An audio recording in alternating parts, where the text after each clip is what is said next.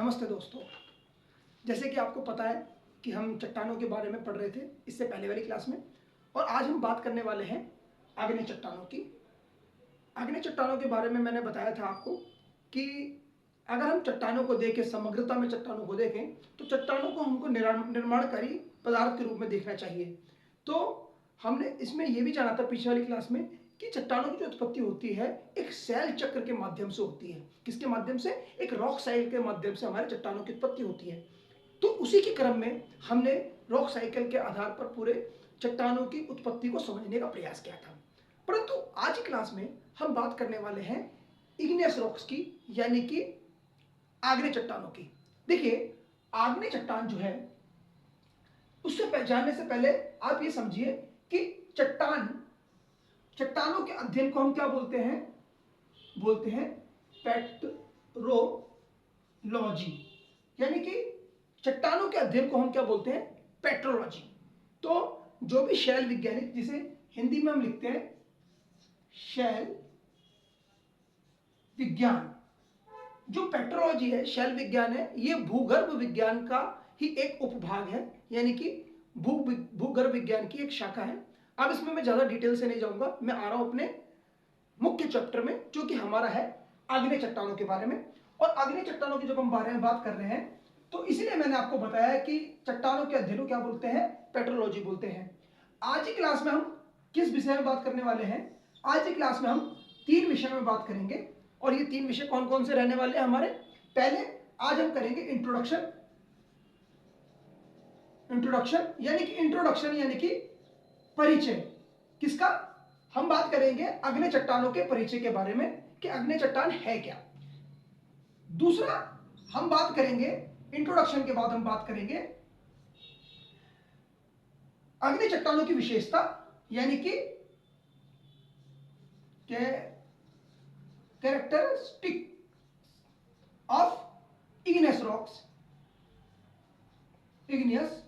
Rock, यानी कि इसकी विशेषताएं क्या क्या है, आग्नेय चट्टानों की विशेषता क्या क्या है।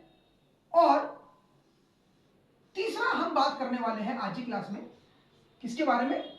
आग्नेय चट्टानों के प्रकारों के बारे में। क्या है? किसके? आग्नेय चट्टानों के प्रकारों के बारे में। चट्टानों के जो प्रकार है, प्रकार माने टाइप्स, ये किस किस प्रकार की होती है। देखिए, मेरी ये कोशिश है आपको कि मैं आपको जो पढ़ाऊं सिविल सर्विस लेवल का पढ़ाऊं, पीसीएस लेवल का पढ़ाऊं, ताकि आप लोक सेवा आयोग और कर्मचारी अधीनस्थ चयन आयोग या फिर union public service commission UPSC की परीक्षाओं को उत्तीर्ण कर पाए इन वीडियो को देख के। तो इसीलिए मैं आपको थोड़ा डिटेल से पढ़ा रहा हूं, आप इस वीडियो में बने रहे और आपको बहुत अच्छी जानकारी मिलेगी। ठीक है, तो आज हम पहले बात करेंगे, हमारा जो लेक्चर है 3 खंडों में पूरा होगा। पहले खंड में बात करेंगे परिचय के बारे में, दूसरा विशेषता के बारे में, और तीसरा करेंगे आग्नेय चट्टानों के प्रकारों के बारे में। तो चलो शुरू करते हैं हम अपना पहला सेक्शन। पहला सेक्शन में आपको बताता हूं कि हम बात करते हैं इंट्रोडक्शन की, कि इंट्रोडक्शन क्या है हमारे आग्नेय चट्टानों का, हमारी आग्नेय चट्टान का परिचय क्या है। देखिए, आग्नेय चट्टान हमारे भूपटल यानी कि हमारी जो हमारी क्रस्ट है, जो हमारी पृथ्वी की सबसे ऊपरी परत है, उसके 85% भाग में फैली हुई है। हमारी पूरी पृथ्वी के 85% भाग में ये फैली हुई है। दूसरा, इस चट्टान को, जो हमारी इग्नियस रॉक्स है, इसको हम प्राथमिक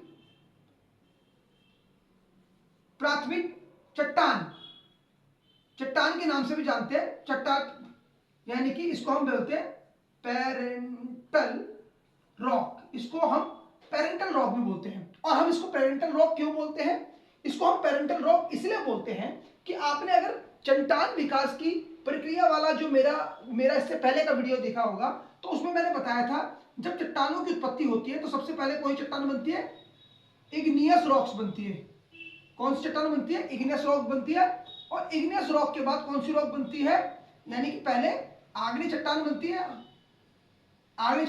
है, उसके बाद कौन सी बनती है?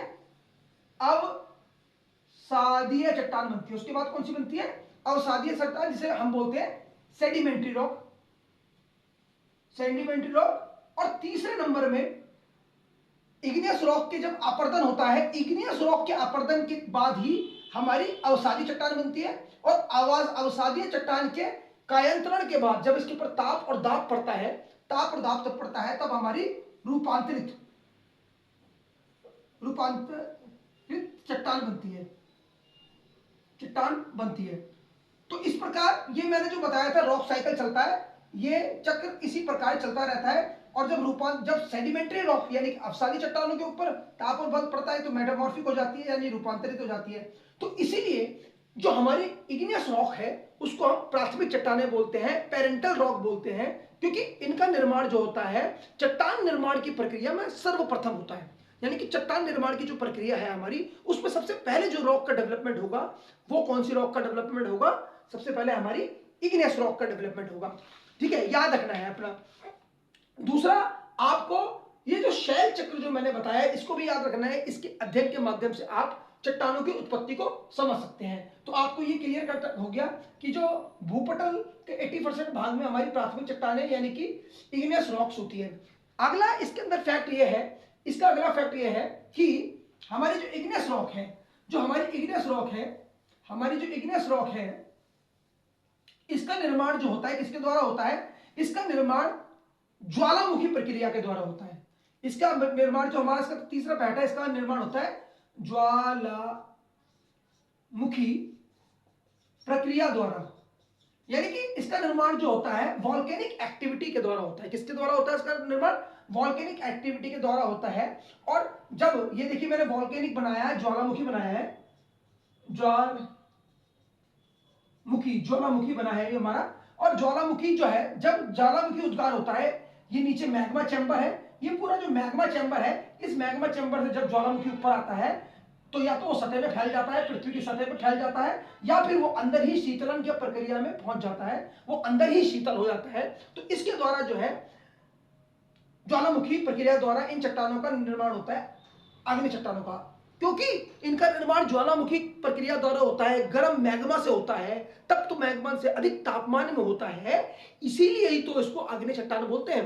ठीक है, तो याद रखना है कि अग्नि चट्टान का मतलब आग से है। आग माने जो तप्त ताप में से निकलती है वो है। और आपको पुरानी वीडियो भी देख लेना, उसमें आपको पूरा क्लियर हो जाएगा कि इनका निर्माण किस तरीके से होता है। ठीक है, अब अग्नि चट्टान के बारे में एक फैक्ट और भी है कि जो अग्नि चट्टान है इसकी कुछ मुख्य विशेषता अन्य है। इसकी आप ज्वालामुखी प्रक्रिया द्वारा हो गए, आप इसको पॉइंट वाइज पॉइंट लिखिए। ठीक है, आपको इसका इंट्रोडक्शन समझ में आ गया, तो ज्वालामुखी प्रक्रिया द्वारा होता है। अब हम बात करते हैं इसकी विशेषताओं की। हमारा जो टॉपिक का सेकंड उद्देश्य है वह है हमारा विशेषता। अग्नि चट्टान की क्या क्या विशेषताएं हैं, यानी कि विशेषता।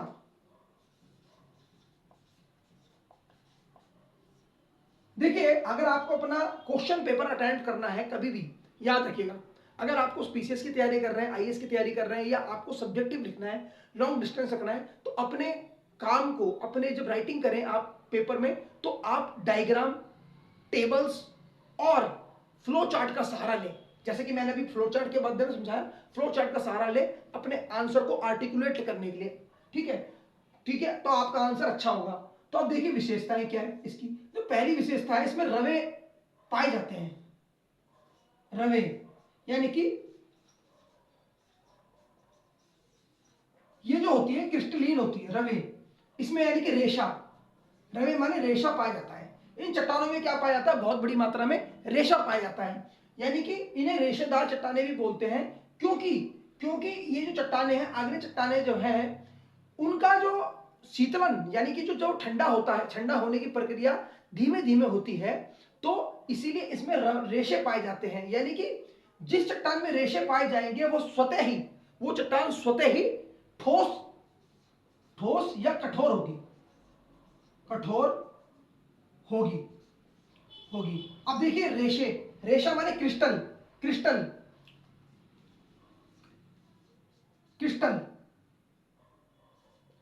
का निर्माण कैसे होगा?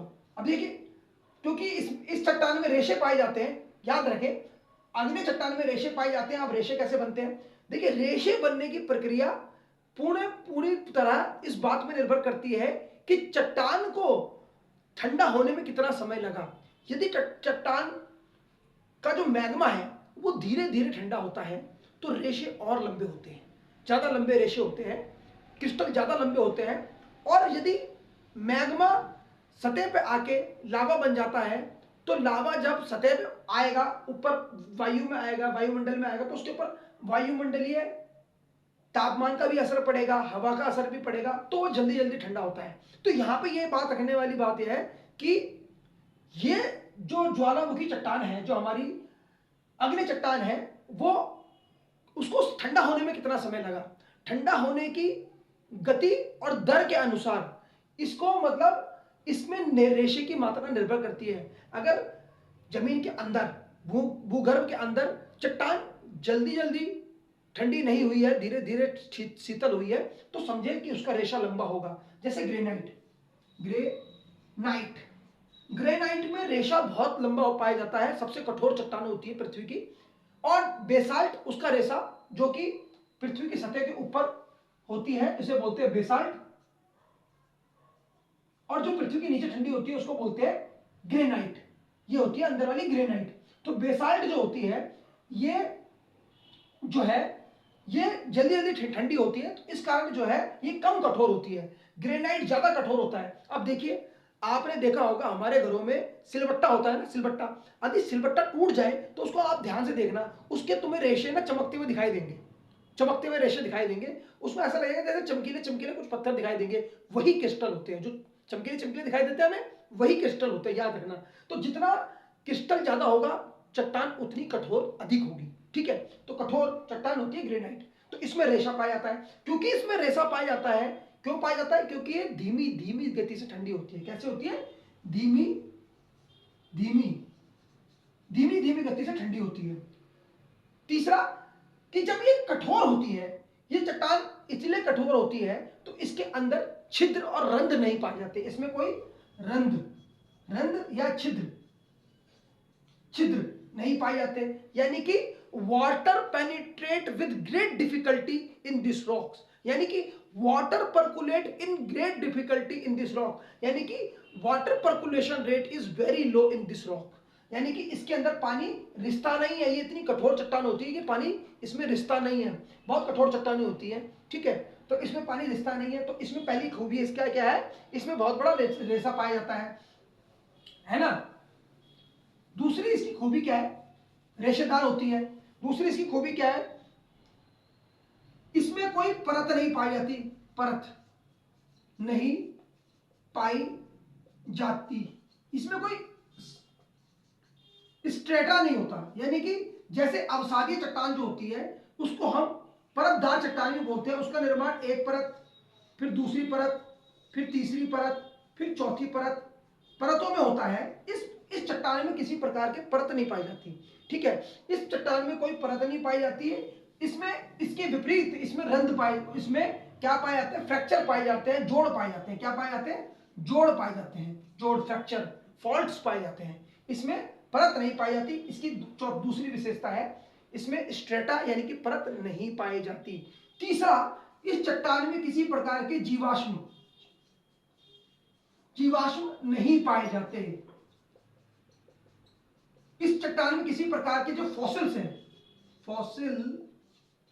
फॉसिल्स नहीं पाए जाते किसी भी प्रकार के। There is no fossils have been found in this type of rock. There is no fossils. इस चट्टान में किसी भी प्रकार के फॉसिल्स नहीं पाए जाते। अब यार देखो, समझो इसको कैसे। ये चट्टान जो है ज्वालामुखी चट्टान है, ज्वालामुखी द्वारा इसका उद्गार हो रहा है, ठीक है। अब ज्वालामुखी उद्गार है और ये मैग्मा चैम्बर है। मैग्मा चैम्बर में टेम्परेचर 1200 डिग्री सेल्सियस के आसपास बना रहता है। अब 1200 डिग्री सेल्सियस में यदि कोई जीवाश्म यानी कि जीवों का अंश, अब जीवों का अंश क्या है? पेड़ है, पौधे हैं, वनस्पति है, हमारी हड्डियां हैं, हमारे अवशेष हैं, हमारी खाल है और वनस्पति, दुनिया भर की वनस्पति। अगर किसी चीज के ऊपर 1200 डिग्री टेम्परेचर पड़ेगा तो क्या वो अपनी मूल अवस्था में रहेगी?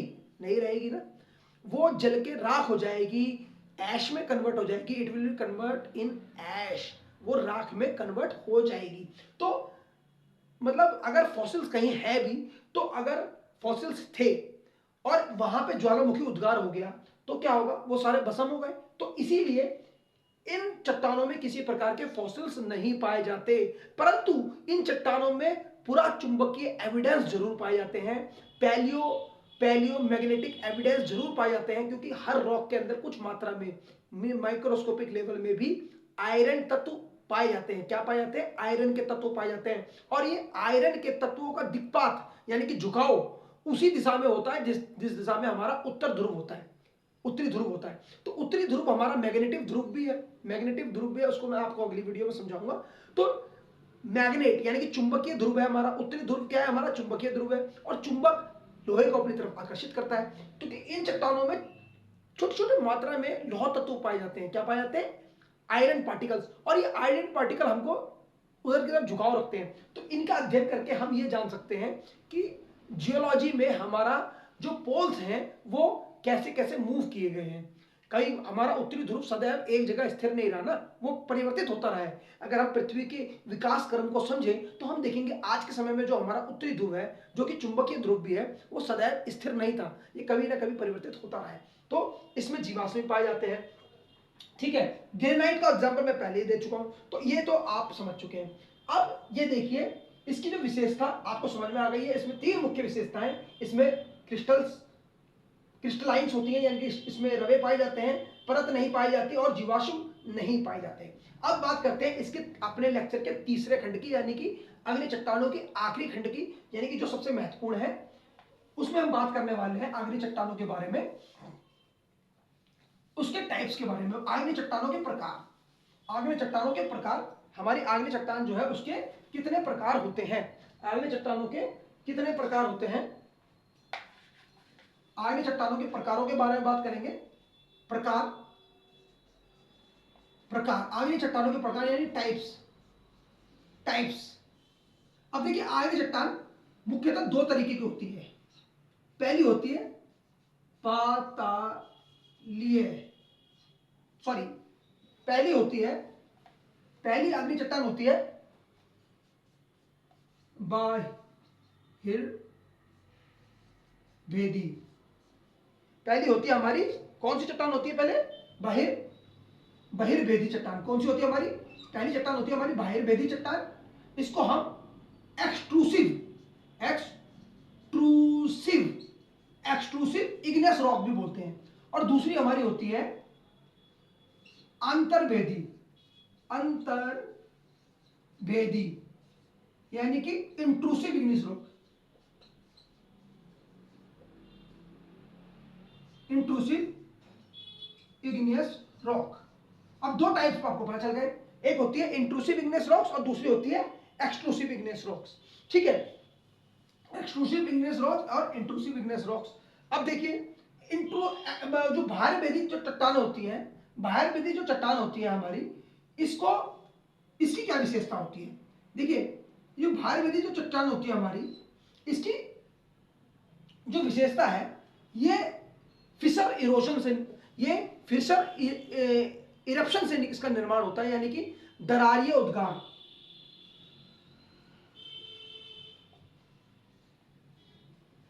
उद्गार द्वारा, दरारीय उद्गार द्वारा इसका निर्माण होता है, जिसको हम फिशर इरप्शन भी बोलते हैं। इसको हम क्या बोलते हैं? फिशर इरप्शन बोलते हैं। अब दरारीय उद्गार क्या होता है? देखिए, जमीन की सतह के नीचे, जमीन की सतह के नीचे जब जमीन दो भागों में फट जाती है, तो बड़ी आराम से मैग्मा सरफेस में आ जाता है, मैग्मा सरफेस में आ जाता है और शांतिप्रिय तरीके से पूरे धरातल में फैल जाता है दरारीय उद्गार द्वारा। और कई बार, परंतु कई बार बहिर्भेदी चट्टानों में देखा जाता है कि जो मैग्मा है बहुत तेजी से बाहर आता है, उसको बोलते हैं केंद्रीय उद्गार। क्या बोलते हैं? केंद्रीय उद्गार। इसको बोलते हैं फिशर इरप्शन। इसे क्या बोलते हैं हम? इसे बोलते हैं फिशर इरप्शन,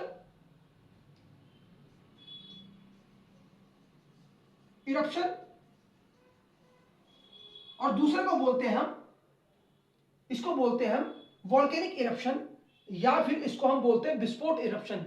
यानी कि इसमें क्या होता है, मैग्मा बहुत तेजी से बाहर निकलता है, जैसे कि ज्वालामुखी में। पर दोनों ही अवस्थाओं में या तो मैग्मा शांत तरीके से बाहर आएगा, या फिर गर्जन के साथ धमाका करके बाहर आएगा, धमाके के साथ आएगा, परंतु मैग्मा सतह में आ जाता है इसमें, तभी इसको बोलते हैं भैरवेदी चट्टान। इन दोनों प्रक्रियाओं द्वारा किसका निर्माण होता है? बेसाल्ट का निर्माण होता है। किसका निर्माण होता है? बेसाल्ट का निर्माण होता है। और भारत का जो पठार है, जो भारत का पठार है, हमारे दक्षिण का पठार, दक्षिण का पठार, और या फिर हमारा छोटा नागपुर का पठार, छोटा नागपुर का पठार, ये हमारा भैरवेदी चट्टान है जो कि बेसाल्ट के रूप में मिलती है हमें। और हमको बताना होना चाहिए कि छोटा नागपुर का पठार क्यों जाना जाता है। भारत का सबसे कीमती संसाधन इसी में पाया जाता है, कोयला। ठीक है, छोटा नागपुर का पठार में भी रांची का जो पठार है, रांची का पठार बड़ा ही महत्वपूर्ण है।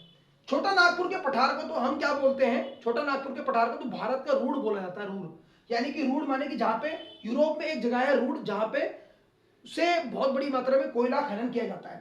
तो छोटा नागपुर का पठार, रांची का पठार, जो भारत में ये एक्सट्रूटिव इग्निस रॉक से द्वारा बना है। और दक्षिण भारत, जो हमारा दक्षिण भारत है, यानी कि साउथ ऑफ द नर्मदा का जो इलाका है हमारा, जो है जिसको हम डेक्कन प्लेटू बोलते हैं, प्रायद्वीपीय पठार बोला जाता है, जिसको प्रायद्वीपीय पठार भी लिखते हैं, ये सारा हमारा एक्सट्रूसिव इग्नेस रॉक से बना है। जब एक्सट्रूसिव इग्नेस रॉक का अपरदन होता है, उसका इरोजन होता है, नदी इरोजन कैसे होता है? इरोजन होता है नदी, पवन, ग्लेशियर, ठीक है, इनके द्वारा। तो काली मृदा का निर्माण होता है, ब्लैक सॉइल का निर्माण होता है, जैसे कि महाराष्ट्र की काली मिट्टी, गुजरात, महाराष्ट्र और दक्षिणी मध्य प्रदेश की काली मिट्टी भारत में सबसे ज्यादा कपास उत्पादन के लिए जानी जाती है। तो ठीक है, तो हमारी दरारी उद्गार द्वारा या फिशर इरप्शन द्वारा इनका निर्माण होता है भैरवेदी चट्टानों का। तो आपको भैरवेदी चट्टान समझ में आ गई। ठीक है, अब बात करते हैं अगली। अब समझते हैं इंट्रूसिव इग्नेस रॉक क्या है। इंट्रूसिव इग्नेस रॉक क्या है? इंट्रूसिव इग्नेस रॉक को हम समझते हैं। इंट्रूसिव इग्नेस रॉक को हम जो है पुनः सब कैटेगरीज में डिवाइड कर सकते हैं। सब कैटेगरीज में कौन सी?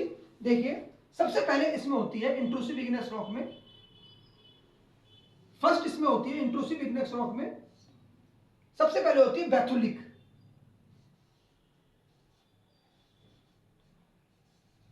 बैथोलिथ, इसको बोलते हैं बैथोलिथ जो होती है, ये बहुत बड़ी प्लूटोनिक रॉक होती है। क्या होती है? बहुत बड़ी प्लूटोनिक रॉक होती है। देखिए, इसकी जो कुछ विशेषता है बैथोलिथ की, ये विशाल होती है। क्या होती है? विशाल। इसका जो क्षेत्रफल होता है 100 वर्ग किलोमीटर, स्क्वायर किलोमीटर तक होता है। कितना होता है इसका क्षेत्रफल? 100 स्क्वायर किलोमीटर तक इसका क्षेत्रफल होता है, 100 स्क्वायर किलोमीटर तक क्षेत्रफल होता है। ठीक है, वेग विशाल होती है। इसके जो किनारे होते हैं, ढलुआ होते हैं। किनारे क्या होते हैं? ढलुआ, यानी कि स्लोपी होते हैं। क्या किनारे कैसे होते हैं? स्लोपी होते हैं। जैसे कि ये है, ये जो जिसके ऊपर मार्क करो, ये बैथोलिथ है। इसके ऊपर का तो पता होता है, पर इसके बॉटम का पता नहीं होता। इसका जो बॉटम होता है, इसका बॉटम कहां तक चले गया है, यानी कि इसका तला कहां तक है, तले का ज्ञान नहीं होता।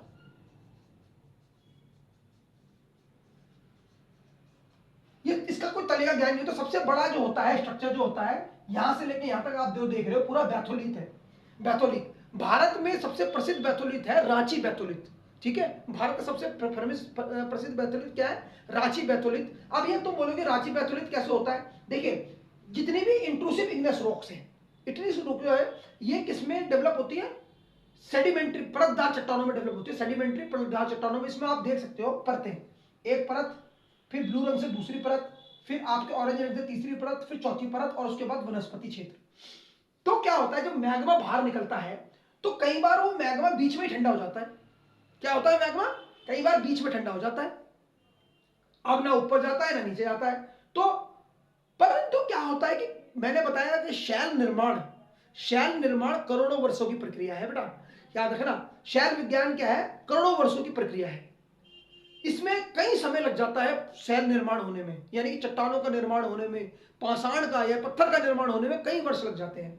तो अब क्या होता है कि जो अपर्दन के कारक है, अपर्दन के कारक यानी कि फैक्टर ऑफ इरोजन, मैंने बताया, बार बार बताता हूं, अपर्दन के कारक कौन से हैं? रिवर सबसे स्ट्रॉन्ग कारक है, रिवर याद रखना अपने जीवन में। नदी अपर्दन का सबसे महत्वपूर्ण कारक है। क्यों? क्योंकि नदी अपनी सहयोगी नदियां यानी कि सरिताओं के साथ, अपनी सहायक नदियों के साथ किसी भी भूखंड को, स्थल खंड का कटाव करती है। किसी भी स्थल खंड का कटाव करने में सबसे ताकतवर कारक कौन है? नदी है, जिसके बारे में डेविस और प्लैंक ने भी नदी को, अपर्दन को सबसे ज्यादा ताकतवर कारक माना है। उसके बाद नदी के बाद हमारा पवन है, वायु है, फिर हमारा भूमिगत जल है, हिमानी है, हिमानी यानी ग्लेशियर, ये पर्वतों को काट देते हैं ग्लेशियर, ठीक है। उसके बाद जलप्रपात। तो ये जो है, ये जो अपर्दन के जितने भी कारक हैं, ये अपनी कमजोर चट्टानों को, अवसादी चट्टानों का अपर्दन जब कर देते हैं, ऊपर की सारी लेयर को काट देते हैं, तो स्नेह स्नेह धीरे धीरे ऊपर की जो चट्टानें हैं वो कट जाती हैं, तो नीचे की चट्टान जो है सरफेस में उजागर होने लग जाती है। नीचे की चट्टान क्या है पृथ्वी की सतह पर, यानी कि सरफेस ऑफ द अर्थ में ये क्या हो जाती है? दिखने लग जाती है। तो ये जब इसका ऊपरी सिरा तो हमें दिखता है, वो कैसे होता है? उबड़ खाबड़ होता है। क्या होता है? उबड़ खाबड़। तो रांची आपको पता है झारखंड की राजधानी है, ठीक है। तो रांची जो है, झारखंड में जो रांची जो जिला है, वहां पे बैथोलित है, उसको उसको एक तरीके का बहुत बड़ा बैथोलित है, कई 100 किलोमीटर में फैला हुआ है वो, उसको बोलते हैं बैथोलित। तो वो क्या था? वो क्या था? वो अग्नि चट्टान था, जो कि अपर्दन के कारण अब पृथ्वी की सतह के ऊपर आ गया है, जिसके ऊपर अब खनन होता है, उसमें से सोना निकाला जाता है, चूना निकाला जाता है, और बहुत सारे बहुमूल्य धातु निकाली जाती हैं। तो सबसे पहला स्ट्रक्चर होता है बैथोलित, ठीक है, याद रखेंगे। बैथोलित के बाद क्या होता है? बैथोलित के बाद होता है हमारा, बैथोलित के बाद हमारा होता है, उसके बाद होता है हमारा लोकोलिथ, फिर हमारा होता है लोकोलिथ। क्या होता है हमारा? बैथोलिथ के बाद होता है लेकोलिथ, दूसरा होता है लेकोलिथ,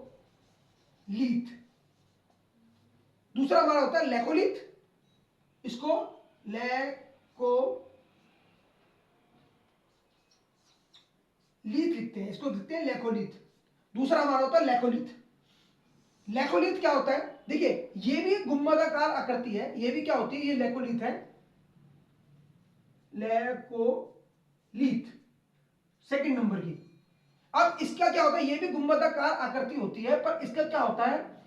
ये जो है, इसका जो शेप होता है मशरूम की तरह होता है। किसकी तरह होता है? मशरूम की तरह, मशरूम की तरह शेप होता है, और एक गुंबदाकार होता है। क्या होता है? गुंबदाकार, पर बैथोलिथ से छोटा होता है, बैथोलिथ से छोटा होता है, से छोटा होता है। तो ठीक है, याद रहेगा। उसके बाद कौन होता है? लेकोलिथ। अब लेकोलिथ के बाद होता है हमारा फेकोलिथ। क्या होता है? फिर हमारा होता है फेकोलिथ, फेकोलिथ। बैथोलिथ के बाद हमारा क्या होता है? लोपोलिथ, लोपोलिथ के बाद होता है हमारा फेकोलिथ। तीसरा हमारा होता है फेकोलिथ, फेकोलिथ, इसको हम फेकोलिथ भी लिखते हैं, फेकोलिथ। अब हमारा जो फेकोलिथ होता है, फेकोलिथ क्या होता है? ये देखिए, ये अर्धचंद्राकार होता है, इसमें इसकी शेप जो ऐसे होती है, यानी कि फेको माने होता है बेसिन। क्या होता है? बेसिन, यानी कि घाटी, एक डीप बेसिन। ये कॉनकेव होता है शेप में। क्या होता है? ये कॉनकेव। जो हमारा लोपोलिथ होता है, ये कॉन्वेक्स होता है। कैसे होता है? कॉन्वेक्स होता है, यानी कि कॉन्वेक्स और कॉनकेव, ये होता है कॉनकेव। कॉनकेव के लिए क्या हिंदी शब्द रहेगा? हिंदी में आप देख लें, कॉनकेव और कॉनकेवेक्स में क्या अंतर होता है, मैं उसके डिस्क्रिप्शन में आपको दे दूंगा उसका हिंदी मीनिंग। लेकोलिथ जो होता है हमारा कॉन्वेक्स होता है, और ये कॉनकेव होता है, ठीक है। तो इसकी जो शेप है आप यहां देख सकते हैं, ठीक है। तो ये हमारा फेकोलिथ होता है, और ये भी परतदार पतालों में बनता है। उसके बाद फेकोलिथ के बाद हमारा क्या बनता है? फेकोलिथ इंट्रूसिव इग्नेस रॉक में हमको फिर मिलता है हमको सिल। ये जो खंबे के रूप में दिखाई दे रहा है लंबा सा, यहाँ पे ये पूरा एक हॉरिजॉन्टल जो दिखाई दे रहा है, फिर हमें मिलता है चौथा मिलता है हमें सिल या सिल, सिल सॉरी सिल हमारा ये होता है, सॉरी तीसरा चौथा हमारा सिल ये होता है जो हॉरिजॉन्टल होता है, क्षैतिज होता है। और ये हमारा जो लंबवत होता है, पांचवा क्या होता है हमारा, डाइक होता है। क्या होता है, डाइक, डाइक, ये हमारा क्या होता है, डाइक। यानी कि जो लंबवत है वो डाइक है, ये दोनों, ये भी डाइक है, ये भी डाइक है, ये भी डाइक है, ये भी डाइक है।